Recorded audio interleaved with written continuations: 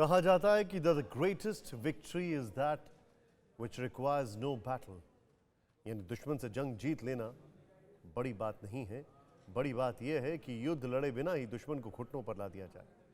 प्रधानमंत्री मोदी की इसी नीति और रीति से पहले चीन चित हुआ, पाकिस्तान को सबक मिला। बारी दुनिया पर आए सबसे बड़े संकट की सुलझाने की, और दुनिया एक बार फिर भारत की तरफ देख रही है। अफगानिस्तान के बदले हालात को लेकर हर मुल्क भारत के भरोसे से आगे बढ़ने की राह देख रहा है। दुनिया प्रधानमंत्री मोदी की विदेश नीति, रणनीति और कूटनीति की कायल कैसे हो चुकी है, इस रिपोर्ट में देखें। प्रधानमंत्री मोदी ने जो कहा था वो हो चुका है। दुनिया बदल चुकी है। हर शंका, हर आशंका से निकलकर प्रधानमंत्री मोदी के साथ आ चुकी है। अमेरिका से ऑस्ट्रेलिया तक, पाकिस्तान से पैराग्वे और अफगानिस्तान से अर्जेंटीना तक, दुनिया हर छोर से हिंदुस्तान की ओर देख रही है। सदी के सबसे बड़े संकट कोरोना की मुक्ति की राह, चीन की साजिशों का करारा जवाब, पाकिस्तान जैसे आतंकी मुल्क को सबक सिखाने के बाद अब बारी अफगानिस्तान में तालिबानी संकट को सुलझाने की है, जिसका आगाज भी हिंदुस्तान की रीति और नीति से होगा, जिसका सबसे लेटेस्ट प्रमाण ये तस्वीर है। सऊदी अरब के विदेश मंत्री प्रिंस फैसल बिन रहमान अल सऊद भारत दौरे पर हैं। सऊदी अरब के विदेश मंत्री प्रिंस फैसल का यह दौरा 3 दिनों का है। पहले दिन प्रिंस फैसल की विदेश मंत्री एस जयशंकर से मुलाकात हुई। पहली बार भारत दौरे पर आए प्रिंस फैसल प्रधानमंत्री मोदी से भी मुलाकात करेंगे।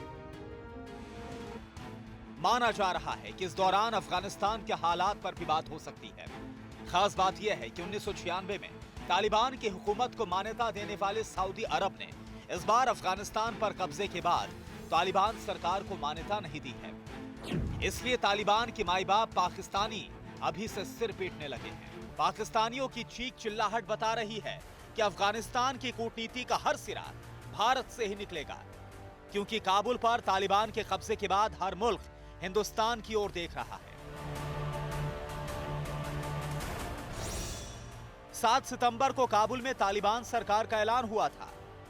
8 सितंबर को रूस के एनएसए निकोलाई पेट्रुशेव भारत दौरे पर पहुंचे। 9 सितंबर को अमेरिकी खुफिया एजेंसी सीआईए के प्रमुख विलियम बंस दिल्ली पहुंचे। 19 सितंबर को सऊदी अरब के विदेश मंत्री 3 दिन भारत के दौरे पर आए। ईरान के विदेश मंत्री हुसैन आमिर इसी हफ्ते भारत दौरे पर आएंगे। यानी अफगानिस्तान के हालात को लेकर हर देश भारत की कूटनीति के साथ चलना चाहता है। इसलिए अफगानिस्तान की बर्बादी के सबसे बड़े विलेन पाकिस्तान का हलक सूखने लगा है। पाकिस्तानी बिलबिला रहे हैं, माथा पीट रहे हैं। लेकिन सवाल यह है कि ईरान के विदेश मंत्री के भारत दौरे से पाकिस्तानी क्यों दहशत में है, यह जानना भी जरूरी है।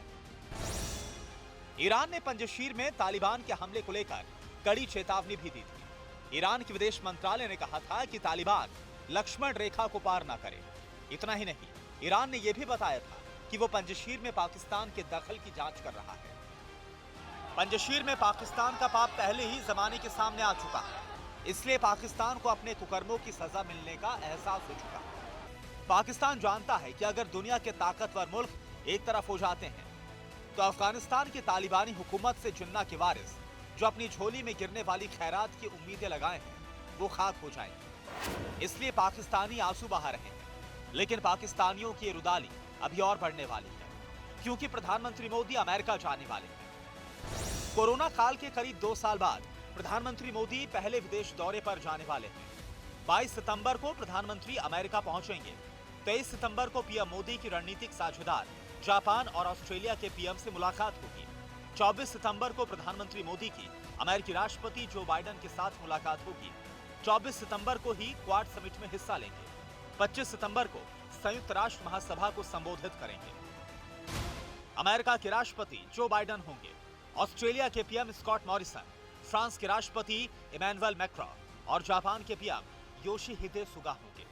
लेकिन सबकी नजर इस बात पर होगी कि प्रधानमंत्री मोदी क्या कहेंगे, और जब तक प्रधानमंत्री बोलेंगे चीन और पाकिस्तान जैसे विलन मुल्कों का हलक सूखा रहेगा। 24 सितंबर को अमेरिका में होने वाली क्वाड देशों की बैठक में अफगानिस्तान के हालात पर चर्चा हो सकती है। काबुल की तालिबानी सत्ता को लेकर ताकतवर देश अपनी नीति का फैसला कर सकते हैं। अफगानिस्तान में पाकिस्तान के दखल को लेकर भी फोकस रह सकता है।